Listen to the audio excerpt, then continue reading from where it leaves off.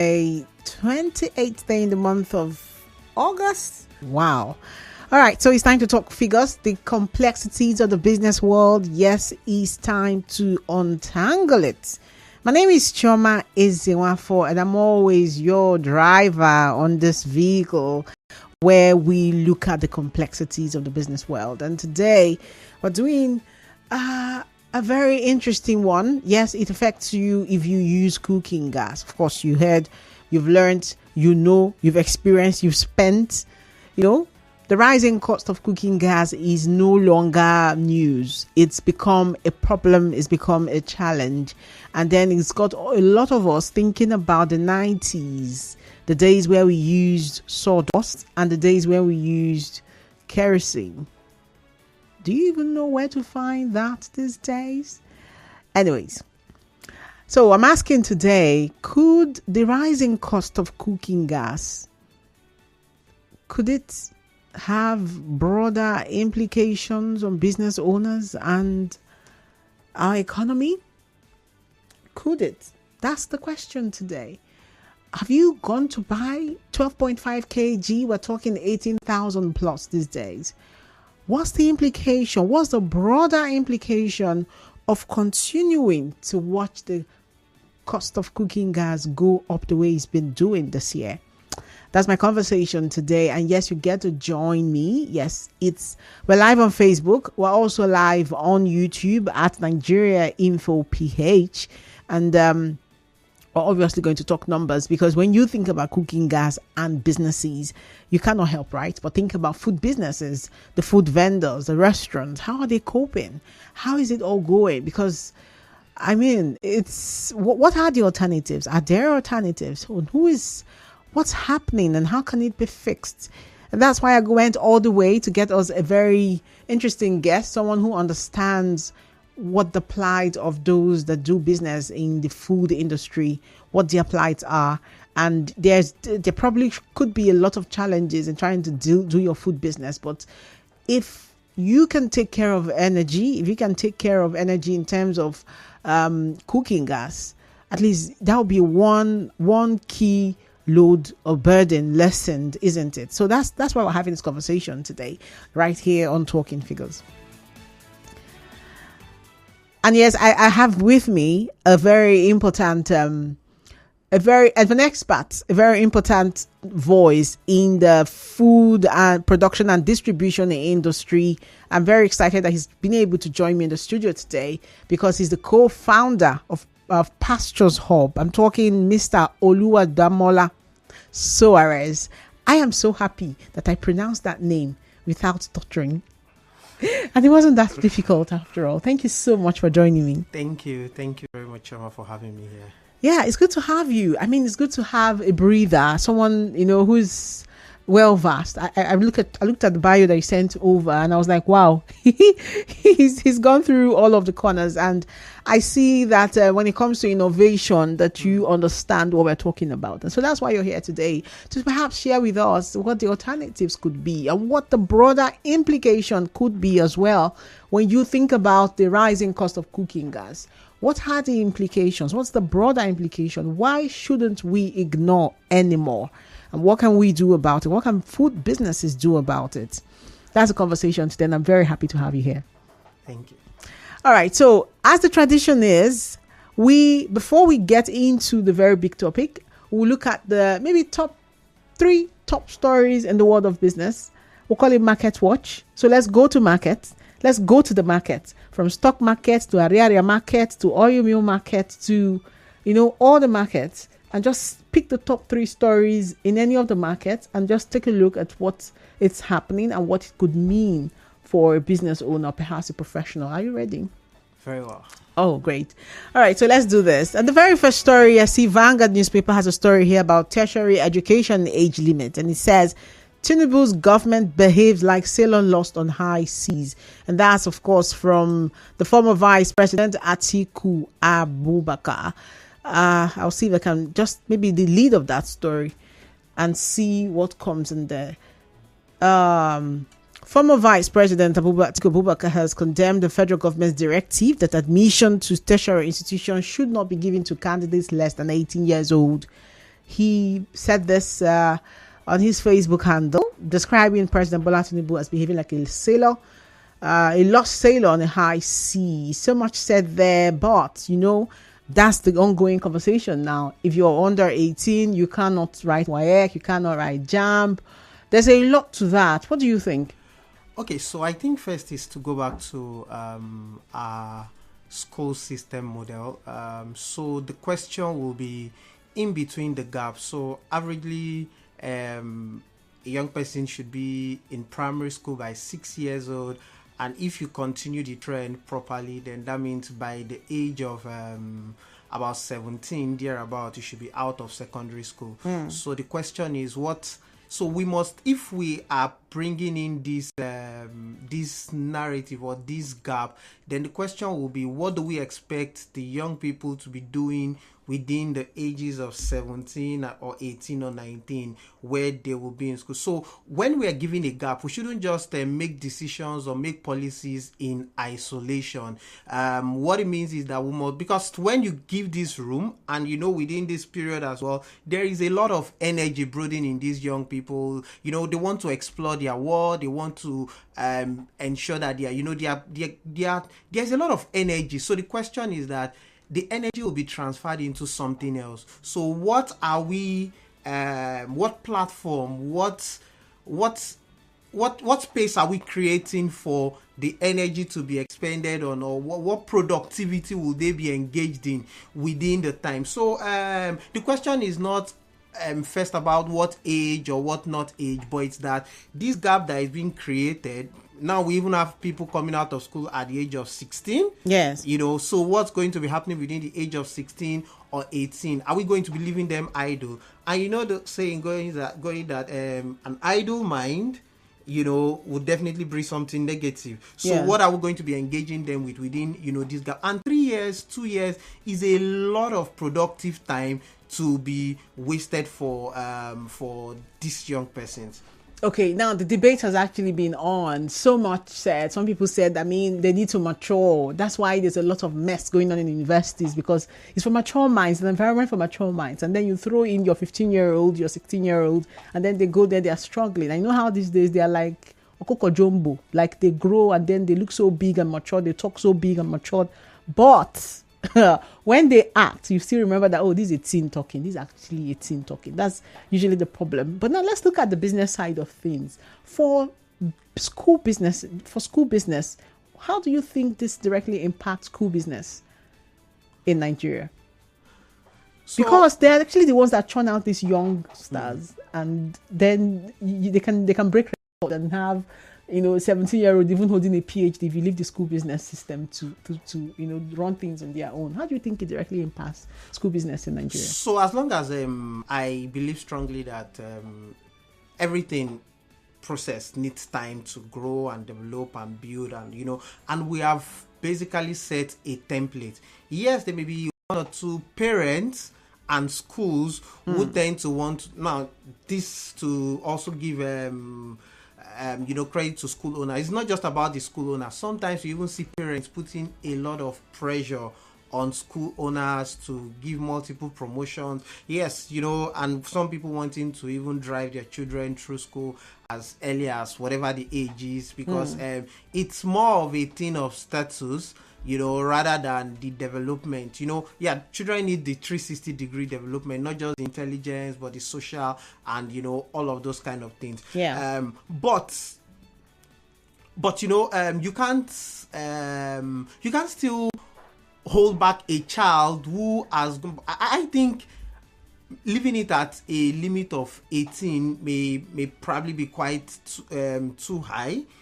Like I said, our educational system permits for 17. From 17, you're supposed to have finished your secondary education and then ready to move into university from there. So if this process goes properly, then I think we shouldn't have the question that this debate is bringing up. That's one. Then for the school owners as well, definitely it's going to have to put them on check. It talks because this talks about policy. So if we go back again to what our policy says about age and school entrance and the process and ensuring children go through the right process, through schools and the correct time, I'm sure that they'll be able to cope with what is appropriate. Interesting. Now let's move forward. I actually see a business idea in all of this. Actually, it kind of creates like an academy or something that bridges the gap between secondary and university.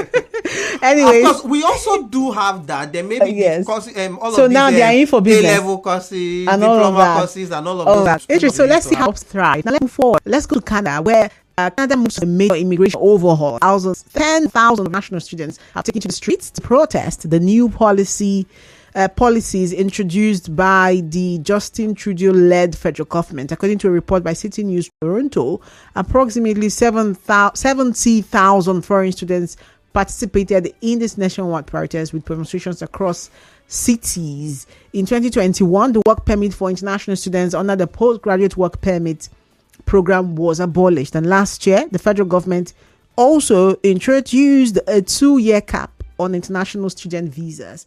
Nigerians obviously are part of those that are affected by this. What do you think?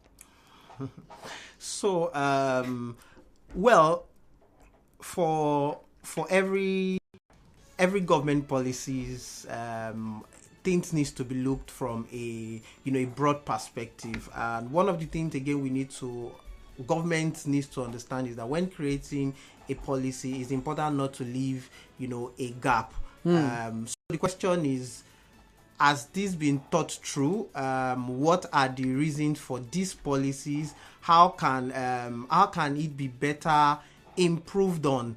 Because you can't, in trying to solve a problem, create another one. And many times, especially when you don't have when government don't listen to the plight. So that's why these policies many times shouldn't just be created in isolation. There is need for you to call in for dialogue, because these people who have probably found their way there, there is a goal, there is a pursuit they have, and based on existing, mind you, they started this journey on the premise of existing policies. So while you are midway on the journey, it's like all of the effort, all of the plans that you have put in place is suddenly being thwarted. And mind you, many times for higher education is usually for economic stability. Exactly. So my goal for economic stability, definitely you expect those reactions. So I think coming to have discussions with some of these, with the leaders, with the people involved, with stakeholders around this space, and with the schools, with the representative of the students and all that, will help to find a balance, especially if there is a particular challenge that this policy is looking at also solving. Okay, we're going to go on a short break. When we return, we'd like to get your thoughts on the domestic airfare, because data from National Bureau of Statistics says that it's risen by 25%.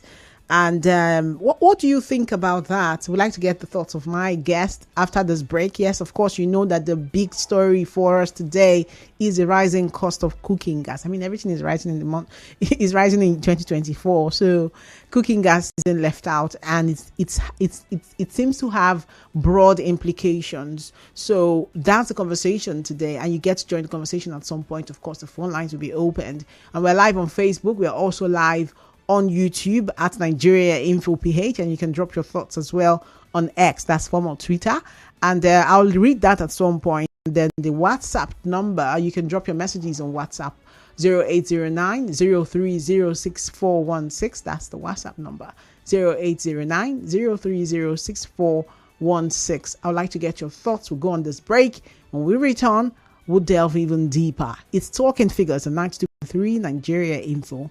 Stay tuned.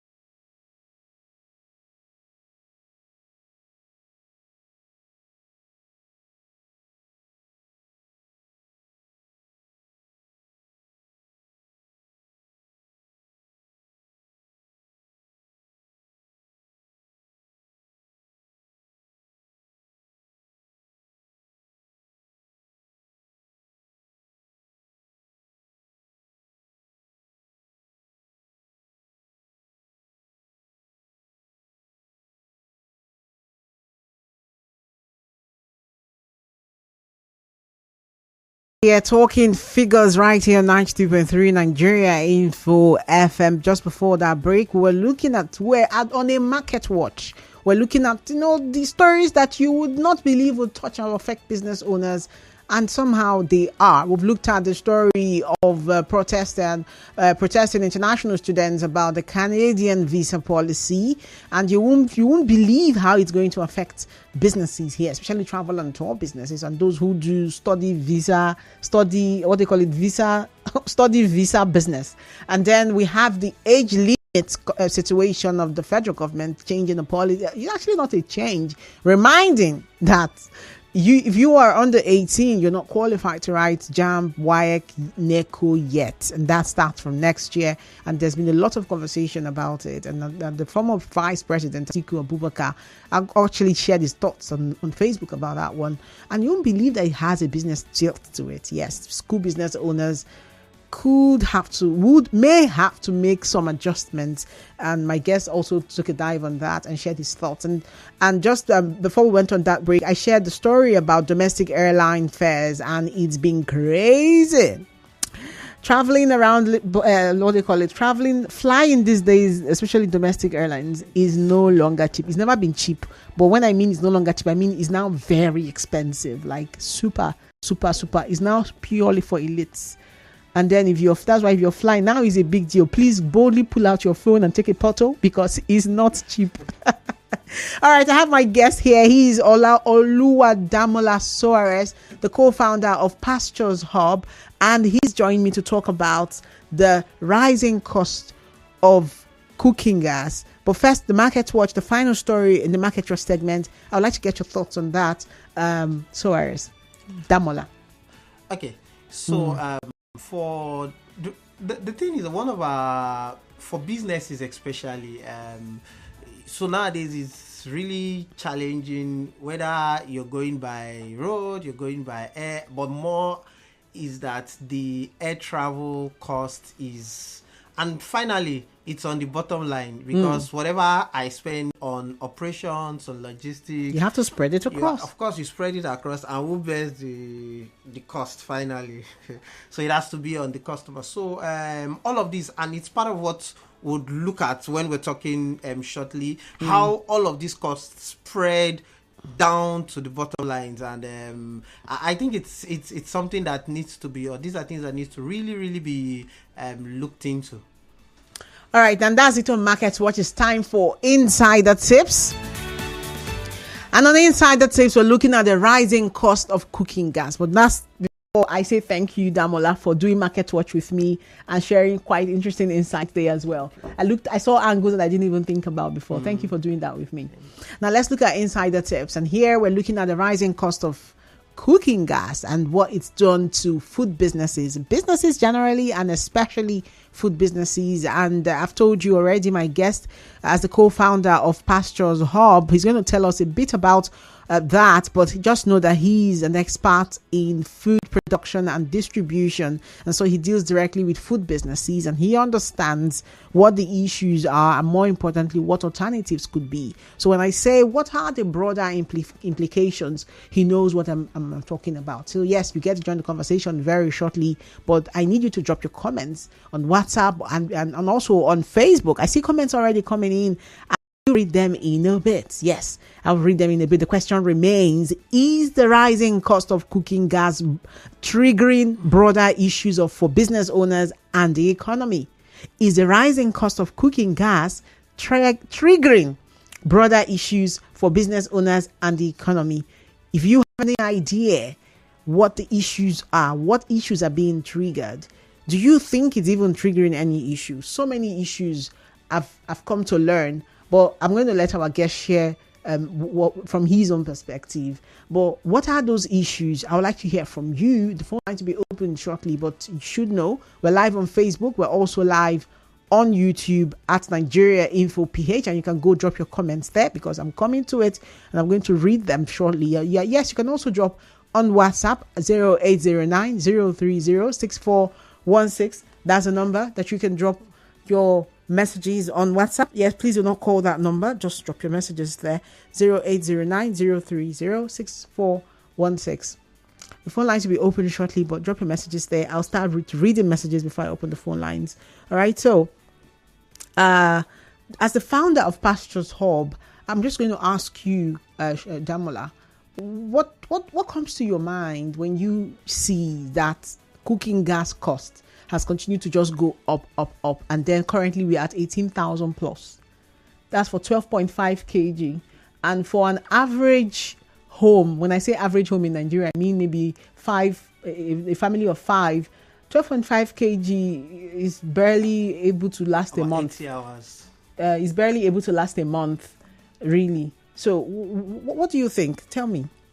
So, just as the name implies, cooking gas. So it means that every aspect of food production, whether you are in primary processing or you are in food in business, you are in primary processing, or you are in the restaurant that's preparing restaurant business, or even at home preparing food for yourself. So first, when you hear rising cost of cooking gas, it means that it's rising cost of production. So and it trickles down. So you see that for instance, 4 major impacts or drivers of cost, especially within the food industry. You have the logistics, you have energy, you have seasonality, and then security and safety. Of course, security and safety are in recent terms, especially with many of the challenges around security. So these are the four major drivers of food cost. And now when you pick energy out of it, energy for food businesses range for restaurant businesses about 0.5 to 1.5 of their food cost, or their, in fact, of their revenue on sales. While for food production, gas accounts for almost 4 to 8%. They're about 4% of their, or 2 to 4% of their production cost. Okay. So now in January, between January and date, gas has gone up by 30% or 30%. For you are saying 18,000 naira. I was even using 17,000 naira as a benchmark. That's between 13 to 17,000 naira. And of course, depending on your location, where you are, your source of supply. So you see, it's like over 30.7% increase. So what happens as well is that your cost of production is going up. And so you see that every aspect of food production needs cooking gas. So you go to the processing. What are the major ways you process food? Either you are deep frying, you are boiling, you are drying, or you are cooking, or you are baking, or you are roasting. Every aspect of food production needs cooking gas. So needs energy. And the easiest form of energy, or used to be the affordable, as it were, for food processors or food makers, was cooking gas, or is cooking gas. And so whether you want to dry the food, you still use a form of cooking gas in combination with other source of energy, or you are deep frying and all that. So when your cost of production goes up, it means that you are increasing your cost. Now you trickle it down to the next line. Either you're passing it on to the restaurant businesses, or you're passing it on to direct users, and they may still need to do some form of cooking on that same product. And now the cost is also going up. So what happens generally is that you find out that the impact goes back to the consumers. The prices of those commodities or those products, of course, definitely keep rising or will keep going up. That is excluding all the other issues we mentioned. If you include logistics, is a huge headache, huge one. Logistics from our roads to all the, in fact, personnel, energy as well to move the things. Then you now talk of seasonality, okay, once in a while, but then security issues. When you combine all these factors together, it makes doing business tough for people. In fact, if you see anybody who is doing food business and they are still in it in this year, you need to give them a hug and just encourage them, because know also that there is nothing as bad as having money to buy something that you cannot find it. There's nothing as frustrating. Oh, I need to get it. So finding food business owners still out there despite the tough situation. So I interact with food business owners across the different value chain, and I notice there is something that is consistent across board. They have the interest of the customers always So you see them doing a lot of negotiation from their suppliers down to the next line, just because they want to find a way to get the best price to reach the end consumer. But the other economic factors, just like the rising cost of a commodity like cooking gas, keeps impacting and keep stretching and choking down even their what do you call it again, their gross margins are on a very, very thin line. You can go across all food businesses. They're really going through tough times and finding ways to innovate around all of these challenges. Interesting. What do you foresee if this continues? I mean, there are predictions that it could hit 20K by December. I mean, that's Ember month. A lot of cooking is going to go on. People expect alternatives. What are the alternatives? Now, I mean, what do you, before we get to the alternatives, let's stay with the issue longer and look at what could happen. What I'm saying is that people will find ways, not even about alternative form of good energy. Leave that. Not because even that, to a great extent in this time, it's a very tough one to reach as well. Okay. But what are the other people? Because businesses, people need to find a way to survive. People need to find ways to do business. Now there's a particular industry, that I also play within, and 80 or 90% of households use this particular product. And in one of the associations or union, and one of the consensus of late is that they will stop. So one of the ways of processing is that for purification, there is need to boil the product longer or cook the product longer to get the best and refined process out of it. But the association are saying now that they would not do boiling again, that they will just do the primary processing, extract the product for you, and give to the marketers or give to the sellers. They should go and do whatever. So what happens, that same product will be brought to the market. Mind you, was just produced, it hasn't been purified. Yeah, when it gets to the market, it looks good to consumer. So people would, in finding alternative, quality of products will start dropping. Like I'm saying, this is a practice in some industries, and not that local producers still form a cross of our production and processing sector. What happens again is that in the process of finding alternative, people begin to go to polluting fuels that has impact on the environment. Not that these other alternatives that are not good for health are primarily being suffered by children and women. For instance, it's said that over 129,000 persons in 2019 or 2022 died as a result of this bad polluting fuel, which cause air pollution in the house, in the rooms or in the household, and all those kind of things. Okay. So people, in trying to find alternative, begin to drive to hazardous solutions. Now, in also trying to find alternative to fuel, what are the options? You go to charcoal, firewood. What happens? Deforestation also begins to happen. It begins to affect our climate. And, quite a number that can go, all out to impact on how we find ways to, people need to feed. And what happens again, it's very, very stressful even to find this alternative form of cooking. Yeah. What happens again is that people will reduce their rate of cooking. Okay. And so it's also possible that malnutrition, because in the process of trying to find alternative ways to process your food or prepare your food, you're not able to, prepare food adequately or enough, cooking options. You are limiting food, you are rationing food, you are reducing the volume of, nutrients that are available to people. So the rising cost of cooking gas definitely has a broader implication that we can even see on the immediate. Interesting. I was just trying to sort out because we had some of this in the news, and we had some vendors talk to us about this situation, and I was just trying to sort out some of those, and let's listen to them. Okay, let's take a listen to this one. This should be a gas a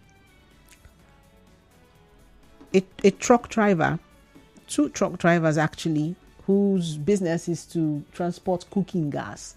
Let's hear what the experience has been for them. Let's see how much of that was shared here. Take a listen. It stopped only for the period of that first period of protests. That was the only time we stopped just to pay. Now the patronage is on the high side. Like today, we recorded about 800 and some passengers from here, from Port Harcourt to Aba. We are not talking of... Am I playing the right one? Stations, I don't think so. On the high side. It might be more than that, exactly like that. Okay, I'm just going to find it. I think I didn't play the right one, so just hold on there.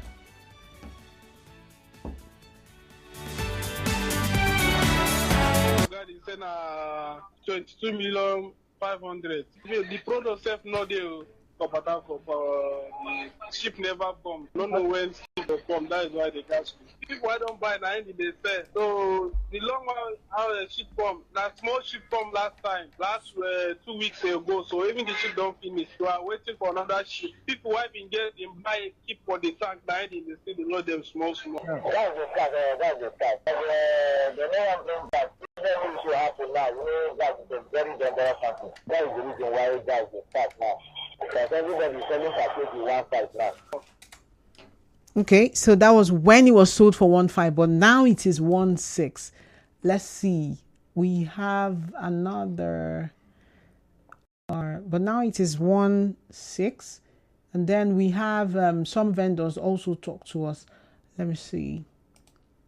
So when I started this business, you go use 1,000 something, fill your gas. But now, that 7 kg, you know, if you use 7,000 fill up. Price too much, I beg. When I help us, think and dance more. Because of the high cost of gas, people know they too come and business know they too move as they move before.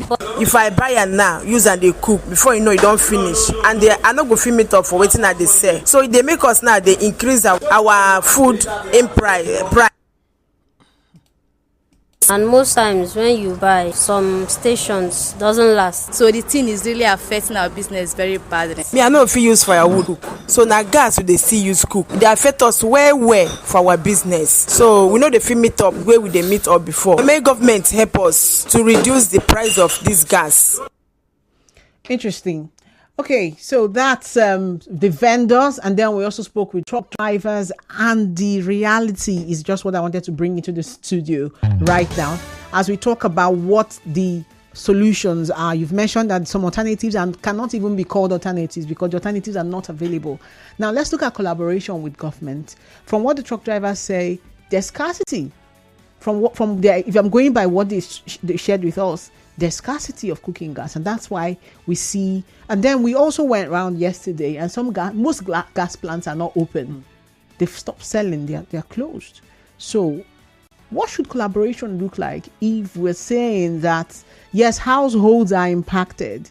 Households are impacted. You've mentioned that people are not able to cook as often as they would want to anymore, but more so for businesses because of the purpose of the show.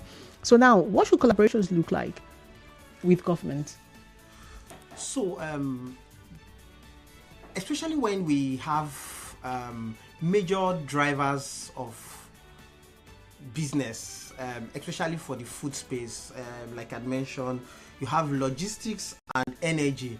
So we can't overemphasize the fact that there is need to subsidize these products around logistics, around energy from a broad perspective, talking about cooking gas, and other source of energy that powers our production.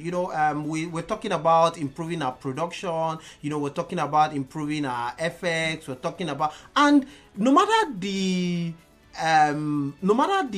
monetary policies and all of other economic factors that we try to manipulate and put in place to ensure we have inflation drop, as long as production is not a core driver, improving our production, go out, you're hearing businesses talk about, some of these businesses, they'll get to a melting point, they'll stop production, they'll stop doing business, they'll stop doing things. And what happens as these businesses stop? They are not just stopping, they are also stopping to employ the number of people. Even as small as an SME is, you'll be surprised that those market women, they are employing over 1 or 2 or 3 other persons attached to them. When they are not able to meet up with these demands, especially in the food industry, as a result of production cost, what happens? People are losing jobs.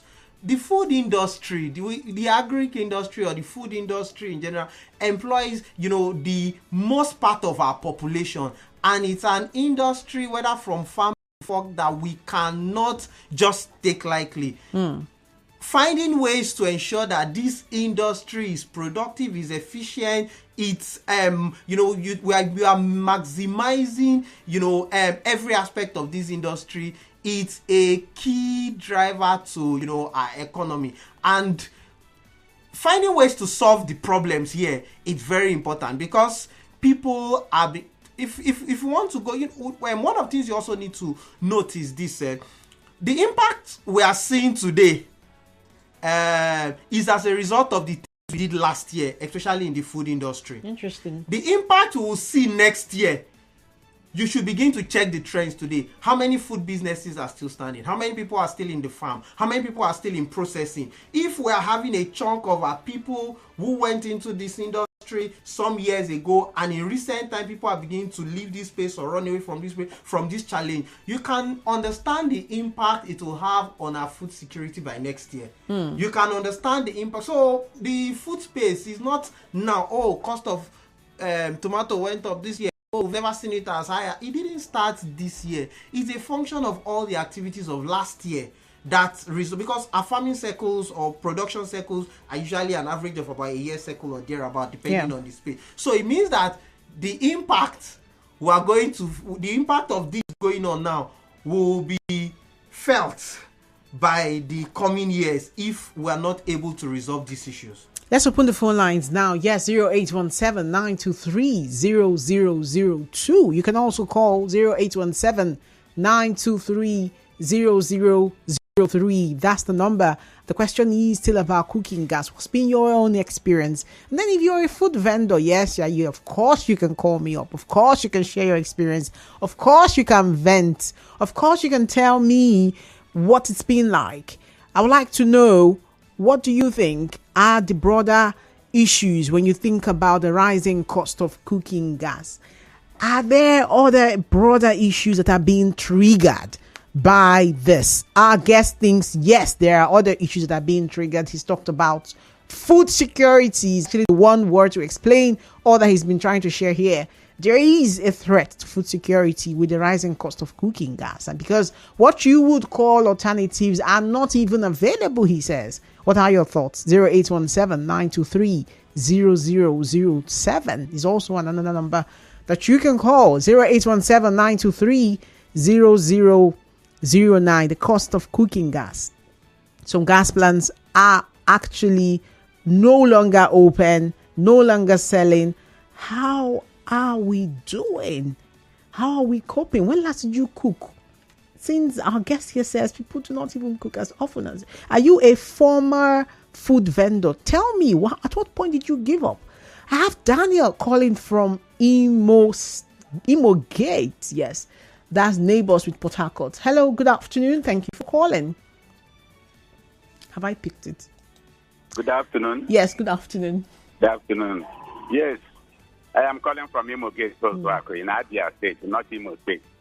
We're neighbors now. We're neighbors. Yes. Okay. Let me start this way. I hear that this, what they use in producing the gas under our feet, that the next 50 to 100 years to come, that we will not be able to use all of them. And I ask, from where I am calling you, Imogate Ozoako, which means we have them in abundance here, Awaza, why can't Abia State now? Must it be that of LNG at Bonny? Why can't stay here? Because as I am talking to you, the firewood that is looking for another alternative, the firewood is no longer there. If not, let us begin to tell ourselves the truth. If not for coal fire, kerosene is not easy to come by. So how can ordinary man survive in this country? Can we find kerosene at the fuel station that is not coal fire? So it's just a rat race. And we are living in an age where that is the survival of the fittest. I am telling you, my sister, you have nowhere to go. Ordinary, the vulnerable ones like me. All right, thank you so much, Daniel, for calling. Let's go to Facebook. I have some messages on Facebook, and it says we are already at the crossroad. That's Ofemi Ojimi on Facebook. It says government doesn't have an intentional solution to high cost of goods and services. I am advocating a deliberate substance farming for each household if we must survive. When you bring it in, how do you cook it? That's the problem. But anyways, thank you so much for your message. I have one from McDonald Dasso Harry. He says, good afternoon, Choma. I am Power Magnet Program. Okay. Yesterday, a plate of rice is 600. Now a plate of rice is 800.